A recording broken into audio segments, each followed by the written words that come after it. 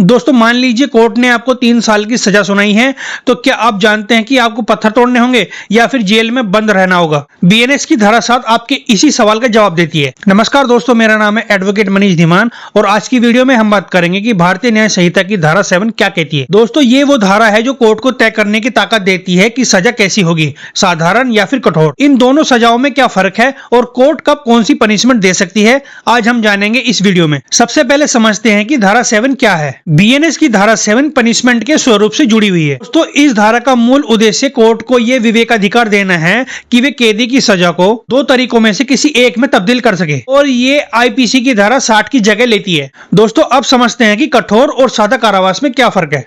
कठोर कारावास ये पनिशमेंट कठोर होती है और इसमें दोषी को जेल में रहते हुए कठोर परिश्रम करना पड़ता है, जैसे पत्थर तोड़ना, मिलों में काम करना या फिर अन्य शारीरिक काम। ये सजा गंभीर अपराधों में दी जाती है। दोस्तों दूसरी है साधारण कारावास, सिंपल इम्प्रिजनमेंट। ये पनिशमेंट हल्की होती है, इसमें दोषी को जेल में तो बंद रखा जाता है लेकिन उससे कोई कठोर काम नहीं कराया जाता। ये सजा हल्के या मामूली अपराधों में दी जाती है। दोस्तों सेक्शन 7 की ये खासियत भी है कि ये दोनों का मिश्रण भी कर सकती है, जैसे 3 साल की सजा में से 1 साल कठोर और 2 साल सादा। दोस्तों यहाँ बीएनएस की धारा 7 को एक एग्जाम्पल और केस साइटेशन से समझते हैं। मान लीजिए किसी पर चोरी का मामला साबित होता है और चोरी एक गंभीर क्राइम है, तो इसीलिए कोर्ट उसे पूर्णतः कठोर कारावास की पनिशमेंट दे सकता है। मान लीजिए कोई मामूली मारपीट का मामला है तो कोर्ट उसे साधारण कारावास की पनिशमेंट दे सकता है। भारतीय न्याय संहिता एक नया कानून है तो इस पर नए फैसले आने बाकी है, लेकिन ऐसे ही केस साइटेशन आईपीसी की धारा 60 पर सुप्रीम कोर्ट के पुराने फैसले जो आज भी गाइड का काम करते हैं, जैसे पंजाब राज्य वर्सेस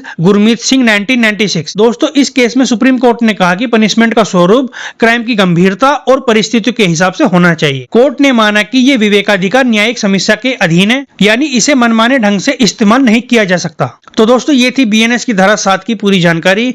बीएनएस की धारा 7 पनिशमेंट में सॉफ्टनेस लाती है। बीएनएस की धारा 7 कोर्ट को यह तय करने की शक्ति देती है कि सिर्फ सजा की अवधि नहीं बल्कि उसकी प्रकृति क्या होगी। दोस्तों यहाँ 3 मुख्य बातें जो आपको हमेशा याद रखनी है। पहली, बीएनएस की धारा कोई स्वतंत्र क्राइम नहीं है, ये जमानती या फिर गैर जमानती नहीं होती, ये तो पनिशमेंट देने का एकमात्र तरीका है। दूसरी, इसका उद्देश्य पनिशमेंट को, क्राइम को क्रिमिनल की परिस्थिति के हिसाब से उसको सही करना है और उसको सही रेशो में लाना है। दोस्तों तीसरी पनिशमेंट ऐसी होती है कि ना कि उसको एहसास कराया जाए बल्कि उसको सही करने का तरीका भी बताया जाए। उम्मीद करूंगा कि ये जानकारी आपको बहुत पसंद आई होगी, तो वीडियो को लाइक और शेयर करें।